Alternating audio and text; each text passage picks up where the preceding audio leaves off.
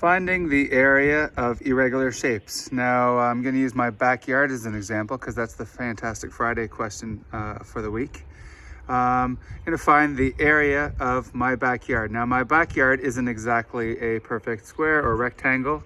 I'm going to include the area that's around finding the area of my backyard or area of irregular shapes.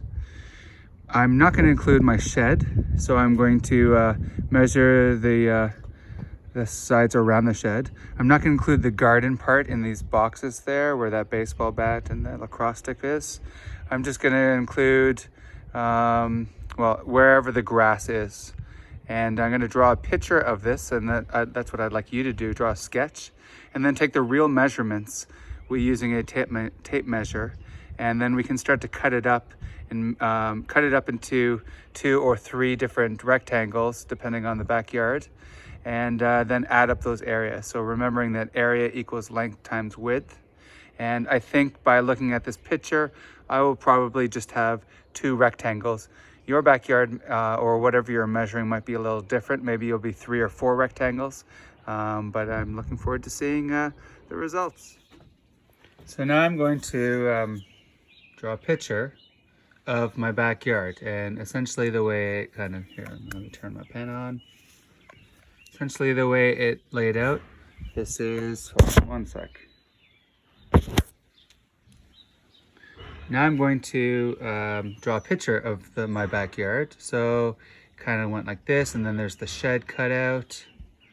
And then the backyard kind of comes down to here, and then goes straight across. And then we are right here. So that's what my backyard looks like.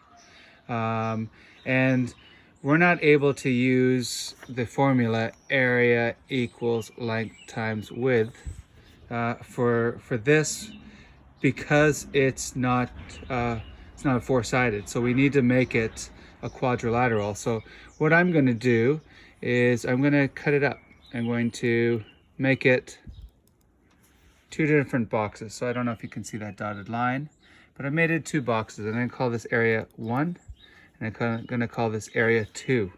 So what I need to do is I need to find the length here, and I need to find the length here. So I need to find this length and that length and multiply them together, and that will give me area 1. Then I need to find this length, and then I need to find this length, because then I've got the length and the width of area 2. When I get those 2 answers, they're going to be units squared, and my units are going to be, I'm going to measure this in centimeters, so it'll be a pretty big number. You can measure it in any unit you wish, but at the very end, once I multiply the length and the width, that makes it squared. So when I find area 1 and area 2, I have to add them together, and that'll give me the total area of my backyard. So I'm going to go and measure the lengths right now. I've got my tape measure. I'm ready to go measure the length and width of my irregular shaped backyard. So I've got my measurements. It's time to do the math. Let me sit down at my nice outdoor chair and get started. So what do we have here? I measured the top of A1 to be 280 centimeters. Now, because the number is so big, it actually makes sense to convert this into meters. So 280 centimeters is 2.8 meters. And this side here, the length of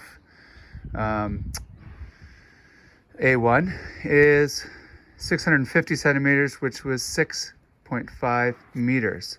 Now, if I'm looking for the width of A2, that I measured that to be 320 centimeters, which is 3.2 meters. And the length of A2, I measured to be 730 centimeters, so we got 7.3 meters. Because 730, there's 100 centimeters in a meter. so we can work with smaller numbers. Means we have to multiply decimals, but you're all good at that, so we'll be fine. So to find the area of A1, the process is really important. So we got A equals length times width. A equals 6.5 meters times 2.8 meters. Okay, hope you can see that. And then we've got to do the calculation. So take a calculation. So 6.5 times 2.8. Hopefully you can see that, and it's a little shady. So 8 times 5 is 40. 8 times 6 is 48 plus 2 is 52. 0 for place value. 2 times 5 is 10. 2 times 6 is 12. Plus 1 is 13. Add up those puppies, as I like to say. We've got 8, 1. Decimal places, there's 2 to the right of the decimal, so 1, 2. So what we have for the area of A1 is 18.2 meters squared. Now let's do the area of A2. A2 equals length times width. A2 equals, I'm just going to put my coffee because it's going to blow away. 8.2 equals, the length was 7.3, I believe. Let me just check. Yep, 7.3 meters times 3.2 meters. The area of area 2 equals, well, I got to do that calculation, so let's go over to my little trusty worksheet here. 7.3 times 3.2, I got 2 times 3 is 6, 2 times 7 is 14. Add the 0 for place value. 3 times 3 is 9. 3 times 7 is 21. Add up these puppies. I got 13. I got 3. I got 2. Again, there's two digits to the right of the decimal, so I've got to move it over 2 times. 1, 2. The total area of A2 is 23.36 meters squared. Now I found the areas of both sides, but I'm not quite done yet. I now have to go area total, and this is another formula for you, is A1 plus A2. And I just simply I can write AT equals, well, 18.2 meters squared plus 23.36 meters squared. And then I just have to add those up. So I'm going to do that over here. I got my 18.20. I'm going to add it to 23.36. So I'm just going to kind of take this out of the multiplication and add them. I got 6. I got 5. I have 11.